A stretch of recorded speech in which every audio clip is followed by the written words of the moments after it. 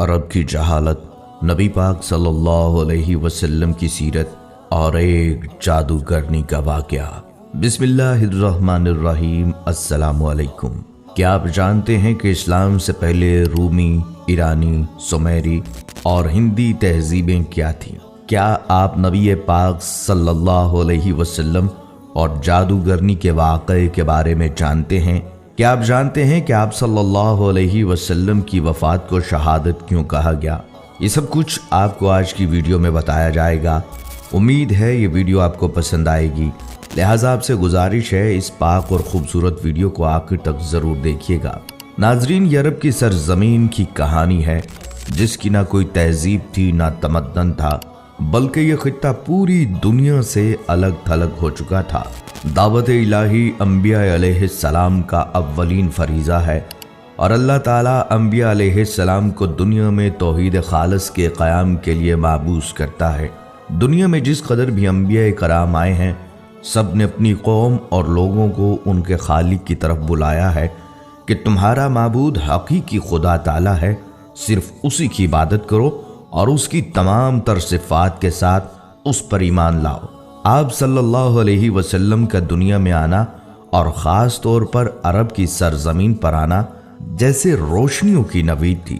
جو انقلاب عظیم آپ صلی اللہ علیہ وسلم نے دنیا میں برپا کیا، وہ اس سے قبل نہ کبھی کسی آنکھ نے دیکھا اور نہ کبھی کسی کان نے سنا۔ کہانی شروع ہوتی ہے جب سرزمین عرب میں ہر طرف ظلم و ستم، جبر و تشدد اور وحشت و بربریت نے ڈیرے ڈال رکھے تھے۔ کفر اور ظلم و جہالت کی تاریکی نے عالم انسانیت کو چاروں طرف سے گھیر رکھا تھا۔ عرب کی حالت دنیا کے دوسرے خطوں سے زیادہ دگرگوں تھی۔ جہالت اور نفس پرستی کی وجہ سے ان کی اخلاقی حالت انتہائی خراب تھی۔ شراب نوشی، عورتوں کا عریاں رقص، لڑکیوں کو زندہ دفن کر دینا، لاتعداد بیویاں رکھنا اور والد کے مرنے کے بعد دیگر چیزوں کے ساتھ ساتھ اپنی ماؤں کو بھی آپس میں بانٹ لینا اور بیویاں بنا کر رکھنا یا فروخت کر دینا عام تھا۔ بعض قبیلوں کا پیشہ ہی چوری، لوٹ مار اور قتل و غارت گردی تھا۔ جو عورت بیوہ ہو جاتی اسے 1 سال کی عدت گزارنا پڑتی اور اسے نہایت منحوس سمجھا جاتا۔ 1 سال تک اسے غسل اور منہ ہاتھ دھونے کے لیے پانی تک نہ دیا جاتا، نہ پہننے کے لیے لباس فراہم کیا جاتا۔ جیسے کہ حدیث پاک میں ہے، جب کسی عورت کا خاوند مر جاتا تو اس کو ایک کوٹھڑی میں داخل کر دیا جاتا۔ وہ خراب کپڑے پہن لیتی اور خوشبو کو ہاتھ نہ لگاتی، یہاں تک کہ 1 سال گزر جاتا۔ لوگ بچیوں کو زندہ درگور کر دیتے تھے۔ ان تمام برائیوں کے باوجود اہل عرب میں کچھ ایسی خصوصیات بھی تھیں جو آج کے مہذب اور ترقی یافتہ دور میں بھی ہمیں نظر نہیں آتی۔ مثلاً ایفائے عہد۔ حجاز کا عرب نہ کسی کا محکوم تھا اور نہ ہوس ملک گیری رکھتا تھا۔ شروع سے لے کر اس وقت تک کسی غیر نے ان پر حکومت نہیں کی۔ اہل عرب کی مہمان نوازی اپنے اور بیگانوں کے لیے عام تھی، لیکن ان سب خوبیوں کو ان کی بدکرداری، ظلم و عیاشی نے اپنے ناپاک دامن میں چھپا رکھا تھا، کیونکہ بے شمار برائیوں میں چند خوبیاں دب کر رہ جاتی ہیں۔ مزید یہ کہ ان کے نزدیک اچھائی اور برائی میں کوئی فرق نہ تھا، وہ ہر کام عادتاً کرتے تھے۔ یہی کیفیت ان کی مذہبی دنیا میں بھی تھی۔ مذہبی ذوق کی تسکین کے لیے انہوں نے بت تراش رکھے تھے، مگر پرستش کے باوجود وہ اپنے معبودوں کے تابع نہیں تھے۔ جو من میں آتا کر ڈالتے۔ نسلی تفاخر اپنی آخری حدوں کو چھو رہا تھا۔ وہ ہر غیر عرب کو گونگا کہا کرتے تھے۔ الغرض انسانیت، آمریت اور شہنشاہیت کے ظلم کا شکار تھی۔ شرف انسانی کی ہر قدر پامال ہو چکی تھی۔ عرب ہی نہیں، پوری دنیا ظلم و جبر کا منظر پیش کر رہی تھی۔ انسانی حقوق کا ہر تصور حکمرانوں کی انا کی گرد میں گم ہو چکا تھا۔ قبل از بعثت محمدی صلی اللہ علیہ وسلم روم اور ایران اپنے وقت کی عالمی طاقت کی حیثیت رکھتے تھے۔ اپنے وقت کی یہ سپر پاورز تہذیب نسل انسانی کے ارتقاء کی بجائے چھوٹے اور کمزور ممالک پر غلامی کی سیاہ رات مسلط کر کے ایک غیر فطری احساس برتری کے لا علاج مرض میں مبتلا تھیں۔ طبقاتی کشمکش تمام قباحتوں کے ساتھ ابن آدم کا مقدر بنی ہوئی تھی۔ समाजी बुराइयों का चुंगल ज़हन इंसानी तक मोहित हो चुका था। 4वीं सदी ईस्वी में नसरानी हजरत ईसा अलैहिस्सलाम की तालीमात से बहुत दूर हो चुके थे। यूनानी खराफात से लेकर रोमी बुत परस्ती तक हर बुराई को ईसाई दुनिया ने अपने गले से लगा रखा था। ईसाई मजहब चंद बेजान अकायद और बेकैफ मरासम तक महदूद होकर रह गया था। रोम की मशरकी रियासत में इज्तमाई बदनज़मी अपनी इंतहा को पहुंच चुकी थी। मजबूर और बेबस अवाम के सब्र का पैमाना लबरेज हो चुका था और बड़े पैमाने पर फसादात शुरू हो चुके थे। नाज़रीन, इस्लाम एक मुकम्मल दीन और तरीक़ा ज़िंदगी है। इसका पेश करदा निज़ाम फ़िक्र व अमल हर दौर के इंसान की इनफरादी और इज्तमाई ज़िंदगी के हर पहलू के लिए काबिल अमल है। इस्लाम का पैरोकार इस बात का पाबंद है कि अपनी ख्वाहिशात को अल्लाह के दीन के ताबे कर दे और किसी भी ख्वाहिश की तकमील और तस्कीन के लिए सिर्फ वही रास्ता और तरीक़ेकार अपनाए जिसका तयन दीन में किया गया है। अल्लाह ताला का इरशाद है, ऐ लोगो जो ईमान लाए हो, दायरा इस्लाम में पूरे के पूरे दाखिल हो जाओ। और रसूलुल्लाह सल्लल्लाहु अलैहि वसल्लम ने फरमाया, तुम में से कोई भी उस वक्त तक मोमिन नहीं हो सकता जब तक उसकी ख्वाहिश मेरी लाई हुई तालीमात के ताबे ना हो जाएं। आप सल्लल्लाहु अलैहि वसल्लम की ज़िंदगी में हर शोबे से वाबस्ता अफराद के लिए रहनुमाई है। आप सल्लल्लाहु अलैहि वसल्लम दाई थे और मुरब्बी भी, काजी भी थे और जाहिद भी, सियासतदान भी थे और हुक्मरान भी, सिपाही थे और रहनुमा भी, बाप भी थे और शोहर भी थे।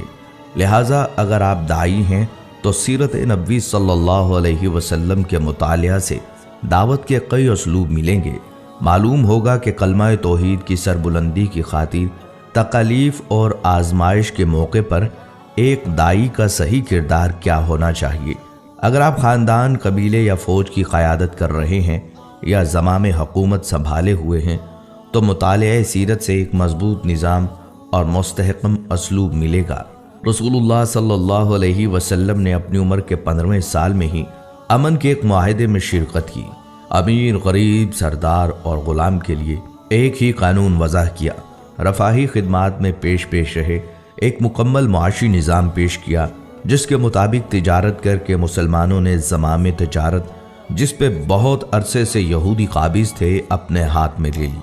मुख्तसर ये कि रसूलुल्लाह सल्लल्लाहु अलैहि वसल्लम की कोशिशों के नतीजे में जज़ीरतुल अरब, जो गोया एक मैदान जंग था, अमन का गहवारा बन गया। जहाँ भाई भाई का दुश्मन था वहाँ पूरा मुआशरा बाहम शिरो शुक्र हो गया। मुआशरे में ये तब्दीलियाँ कैसे आई, ये जानने के लिए भी मुतालिया सीरत इंतहाई ज़रूरत है। आप सल्लल्लाहु अलैहि वसल्लम की उम्र मुबारक के 20वें साल का एक वाक़या है। अरबों की सारी खराबियों के बावजूद उनके अंदर अभी तक इखलाक हुस्ना की बाज़ बाक़ियात मौजूद थीं। जुल्म के खिलाफ कभी कभार उनकी रगे हमीयत जाग उठती थी और वो जालिम से मजलूम का हक दिलाने के लिए सीना सपर हो जाया करते थे। कबीला बनु जुबैद का एक शख्स कुछ माले तिजारत लेकर मक्का आया। उसकी बेटी भी उसके साथ थी। उस ताजर से उसका सामान मक्का के मशहूर और मालदार सरदार आस बिन वाइल ने खरीद लिया, लेकिन उसने सीना जोरी करते हुए उस जुबैदी ताजर की बेटी को भी अपने कब्जे में ले लिया। वो अजनबी शख्स खाना काबा में आया और खाना काबा का गुलाफ पकड़कर बुलंद आवाज से रोते पीटते हुए फरियाद करने लगा, ऐ शहर मक्का के शुरफा, तुम्हारे बासर आदमी आस बिन वाइल ने मुझसे जबरदस्ती मेरी बेटी छीन ली है।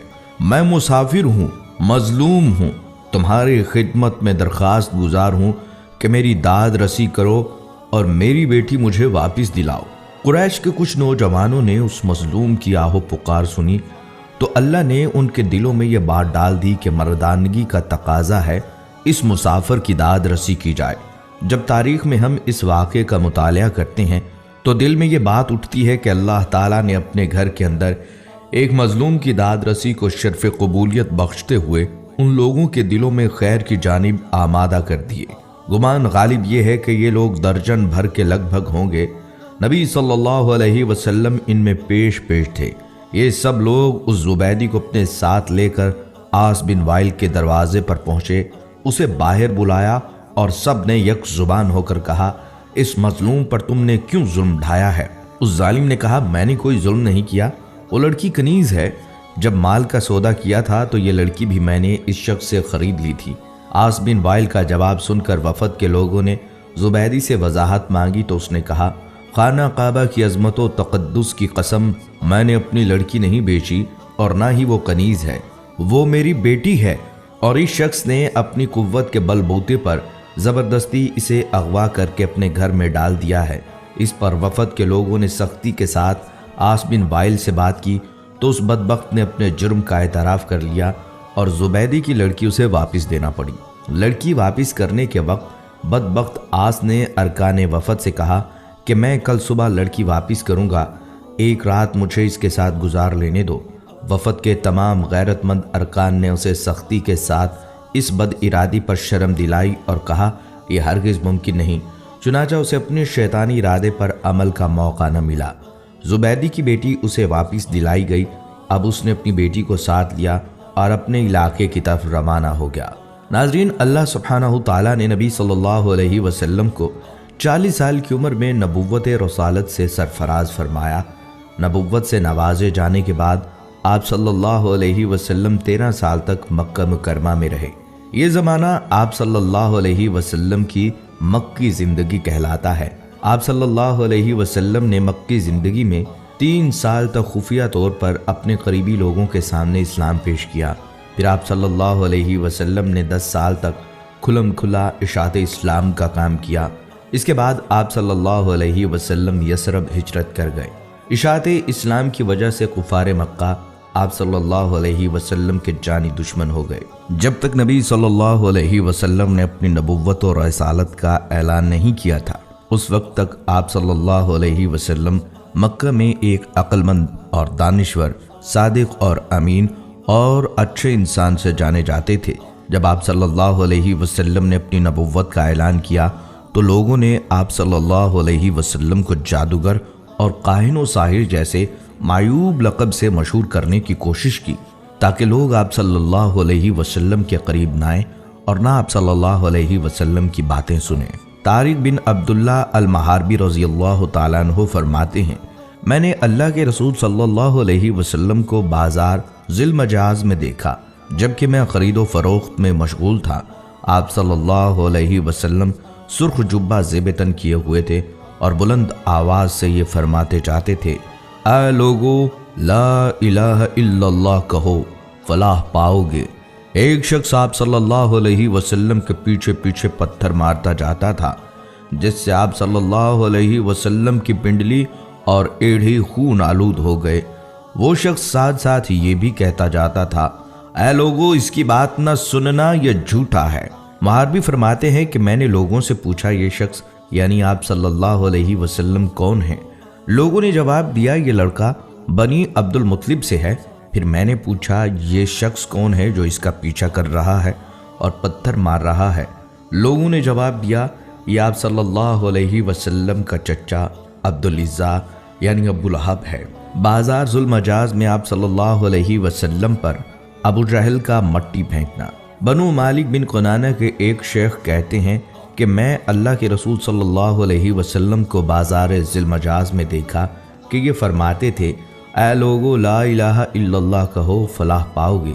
रावी फरमाते हैं कि अबू जहल आप सल्लल्लाहु अलैहि वसल्लम पर मिट्टी फेंकता था और ये कहता था, ऐ लोगो, ख्याल रखना, ये शख्स तुमको तुम्हारे दीन के हवाले से धोखा ना दे दे, क्योंकि इसका इरादा है कि तुम लात व इज़्ज़ा को छोड़ दो। जबकि रसूलुल्लाह सल्लल्लाहु अलैहि वसल्लम उसकी तरफ ज़र्रा बराबर भी इल्तफ़ात नहीं फरमाते थे। एक दफ़ा नबी करीम सल्लल्लाहु अलैहि वसल्लम काबा शरीफ के पास नमाज अदा कर रहे थे। अबू जहल और उसके साथी वहाँ बैठे थे। उनमें से बाज़ ने बाज़ से कहा, तुम में से कौन है जो फ़लाँ कबीले की ऊँटनी की औजड़ी लाए और मोहम्मद सल्लल्लाहु अलैहि वसल्लम सजदे में जाएं तो उसे उनकी पुश्त पर रख दे। उक़बा बिन अबी मुईद, जो नहायत बदबख्त, शकीउल क़ल्ब और मलाऊन था, वो वहाँ से उठा और ओझड़ी लेकर आया। फिर वो आप सल्लल्लाहु अलैहि वसल्लम के सजदे का इंतज़ार करने लगा। जब आप सल्लल्लाहु अलैहि वसल्लम ने सजदा के लिए अपने चेहरा मुबारक को ज़मीं बोस किया तो उस नालायक ने उस ओझड़ी को आप सल्लल्लाहु अलैहि वसल्लम की पीठ पर कंधों के दरमियान रख दिया। आप सल्लल्लाहु अलैहि वसल्लम उसके बोझ की वजह से उठ नहीं पा रहे थे, सजदे की ही हालत में परेशान थे। दूसरी तरफ अबू जहल और उसके बेगैरत साथी सब के सब हंसने اور ٹھاٹھے مارنے میں مصروف تھے۔ حضرت عبداللہ بن مسعود رضی اللہ تعالیٰ عنہ یہ سب کچھ دیکھ رہے تھے، مگر اپنی کمزوری اور ظالموں کے خوف سے رسول خدا صلی اللہ علیہ وسلم کا دفاع کرنے سے عاجز تھے۔ پھر آپ صلی اللہ علیہ وسلم کی لخت جگر حضرت فاطمہ رضی اللہ تعالیٰ عنہ آئیں اور اوجڑی کو آپ صلی اللہ علیہ وسلم کی پشت مبارک سے ہٹایا۔ حضرت عروہ بن زبیر رحمۃ اللہ علیہ نے عبداللہ بن عمر بن عاص رضی اللہ تعالیٰ عنہ سے پوچھا، مجھے اس سخت تکلیف سے باخبر کیجئے جس سے مشرکین نے آپ صلی اللہ علیہ وسلم کو دوچار کیا۔ انہوں نے فرمایا، ایک بار نبی صلی اللہ علیہ وسلم حتیم میں نماز ادا کر رہے تھے، اچانک عقبہ بن ابی معیط آیا اور آپ صلی اللہ علیہ وسلم کی گردن میں اپنا کپڑا ڈال دیا۔ پھر اس نے سخت طریقے سے آپ صلی اللہ علیہ وسلم کا گلا گھونٹا۔ پھر ابو بکر رضی اللہ تعالیٰ عنہ آئے اور انہوں نے عقبہ کا موڈھا پکڑا اور اس کو نبی صلی اللہ علیہ وسلم سے ہٹایا اور فرمایا، کیا تم مار ڈالو گے اس شخص کو اس وجہ سے کہ وہ کہتا ہے کہ میرا رب اللہ ہے؟ اپنی زندگی میں رسول اللہ صلی اللہ علیہ وسلم اور ان کے ساتھیوں کو ان کے عقائد کی وجہ سے ستایا گیا، ان کا بائیکاٹ کیا گیا، یہاں تک کہ آپ پر براہ راست حملے بھی کیے گئے۔ ان چیلنجز کے باوجود رسول اللہ صلی اللہ علیہ وسلم امن اور سماجی انصاف کا پیغام پھیلانے کے عزم سے کبھی پیچھے نہیں ہٹے۔ انہوں نے اپنی اہلیہ اور قریبی ساتھیوں کی وفات سمیت کئی غم اٹھائے، یہاں تک کہ اپنے پیروکاروں کے ساتھ مل کر مساوات، انصاف اور بھائی چارے کے اصولوں پر مبنی ایک نیا معاشرہ قائم کرنے میں کامیاب ہو گئے۔ ناظرین، ایک یہودی جس کا نام لبید بن عاصم یہودی تھا، اس نے حضور اقدس صلی اللہ علیہ وسلم پر جادو کر دیا۔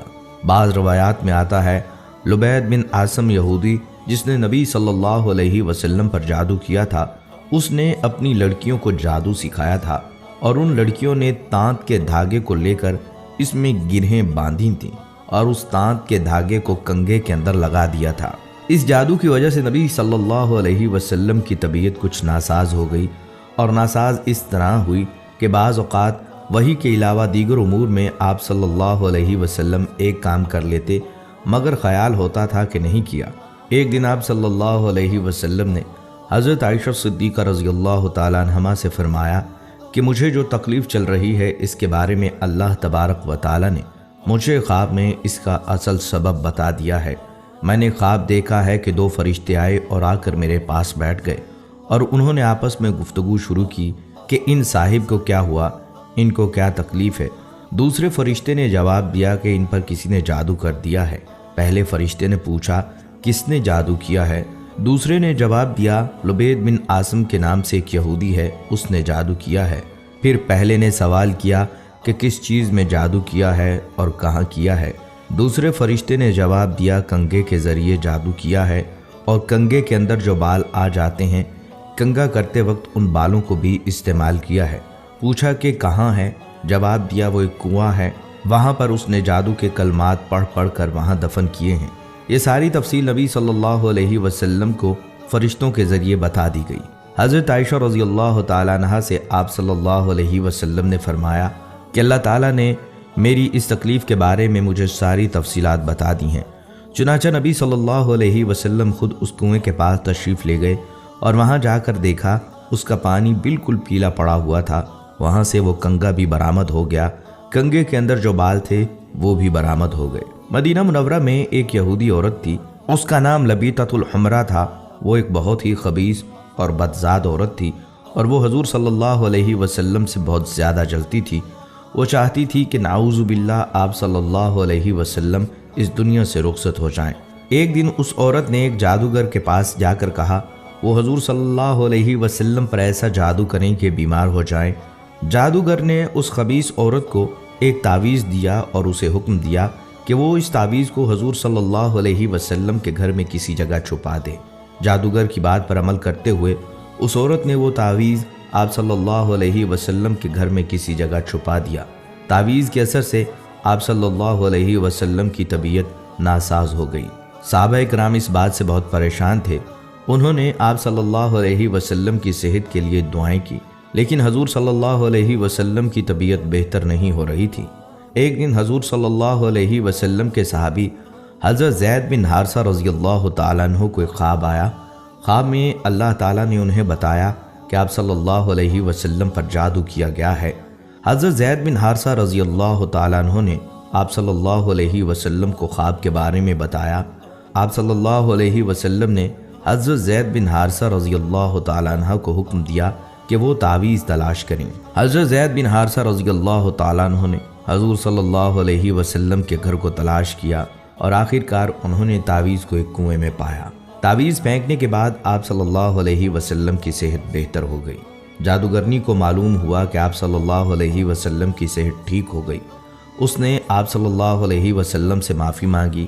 آپ صلی اللہ علیہ وسلم نے اس سے معاف کر دیا، لیکن اسے سخت سزا دی گئی۔ اسے مدینہ منورہ سے نکال دیا گیا اور اسے یہودیوں کے علاقے میں بھیج دیا گیا۔ فتح خیبر کے بعد حضور صلی اللہ علیہ وسلم کچھ دنوں تک زرعی زمینوں اور باغوں کے انتظامات اور غنائم کی تقسیم کے کاموں میں مصروف رہے۔ ظاہر ہے ان کاموں کے لیے قیام وہیں ضروری تھا۔ اسی دوران ایک عورت نے جس کا نام زینب بنت الحارث تھا، جو سلام بن مشکم کی بیوی تھی، آپ صلی اللہ علیہ وسلم کو زہر دے کر نقصان پہنچانے کی سازش کی۔ اس نے پروگرام بنایا کہ آپ صلی اللہ علیہ وسلم کو بکری کا بھنا ہوا گوشت پیش کیا جائے اور اس میں زہر ملا دیا جائے۔ پہلے اس نے صحابہ کرام سے معلوم کیا کہ آپ صلی اللہ علیہ وسلم کو بکری کا کون سا حصہ مرغوب ہے۔ لوگوں نے بتلایا کہ آپ صلی اللہ علیہ وسلم بکری کی ران شوق سے نوش فرماتے ہیں۔ اس منحوس عورت نے بکری ذبح کی اور اس کا گوشت زہر آلود کر دیا۔ خاص طور پر بکری کی ران پر زیادہ زہر لگا دیا اور آپ صلی اللہ علیہ وسلم کے خیمے میں لے کر آئی۔ پیارے آقا صلی اللہ علیہ وسلم مغرب کی نماز ادا کر کے خیمے میں تشریف لائے۔ دیکھا تو ایک عورت خیمے کے باہر آپ کا انتظار کر رہی تھی۔ آپ صلی اللہ علیہ وسلم نے اس سے آنے کا سبب پوچھا۔ عورت نے کہا، اے ابو القاسم، میں آپ کے لیے بکری کا بھنا ہوا گوشت ہدیہ کے طور پر لائی ہوں۔ اسے معلوم تھا کہ آپ صلی اللہ علیہ وسلم ہدیہ قبول فرما لیتے ہیں، صدقہ قبول نہیں فرماتے۔ آپ صلی اللہ علیہ وسلم نے صحابہ کرام رضی اللہ تعالیٰ عنہم سے فرمایا، اس سے کھانا لے لو۔ اس کے بعد آپ صلی اللہ علیہ وسلم نے صحابہ کرام سے جو اس وقت وہاں موجود تھے کھانے کے لیے فرمایا۔ آپ صلی اللہ علیہ وسلم نے بکری کا بازو لے لیا اور اسے منہ میں رکھا۔ حضرت بشر بن برا بن معور نے بھی گوشت کا ایک ٹکڑا منہ میں رکھ لیا۔ ابھی آپ صلی اللہ علیہ وسلم نے بازو سے منہ لگایا ہی تھا کہ اس نے خبر دے دی کہ مجھے زہر آلود کیا گیا ہے۔ آپ صلی اللہ علیہ وسلم نے فوراً تھوک دیا، اگرچہ اس کا تھوڑا بہت اثر زبان پر رہ گیا۔ دوسری طرف حضرت بشر بن برا آپ صلی اللہ علیہ وسلم کے ادب اور لحاظ کے سبب کھانا نہ تھوک پائے، حالانکہ آپ صلی اللہ علیہ وسلم نے فرما دیا تھا کوئی شخص یہ کھانا نہ کھائے، اس میں زہر ملا ہوا ہے۔ زینب بنت الحارث کو طلب کیا گیا۔ آپ صلی اللہ علیہ وسلم نے اس سے دریافت فرمایا کہ کھانے میں تو نے زہر ملا دیا تھا؟ اس نے عرض کیا، جی میں نے ملایا تھا۔ آپ صلی اللہ علیہ وسلم کو کیسے پتہ چلا؟ فرمایا، مجھے اس ہڈی نے بتلا دیا کہ میں زہر آلود ہوں۔ آپ صلی اللہ علیہ وسلم نے فرمایا، تو نے ایسا کیوں کیا؟ اس نے کہا، میرے باپ، چچا اور شوہر قتل ہو گئے، میری قوم بھی تباہ ہو گئی۔ میں نے سوچا اگر آپ صلی اللہ علیہ وسلم نبی ہوئے تو یہ زہر آپ پر اثر نہیں کرے گا اور آپ صلی اللہ علیہ وسلم بچ جائیں گے، اور اگر بادشاہ ہوں گے تو ہمیں آپ سے نجات مل جائے گی۔ آپ صلی اللہ علیہ وسلم نے اسے کچھ نہیں کہا اور جانے دیا۔ صحابہ رضی اللہ تعالیٰ عنہم نے عرض بھی کیا کہ اس کو سزا ملنی چاہیے، مگر آپ صلی اللہ علیہ وسلم نے درگزر سے کام لیا۔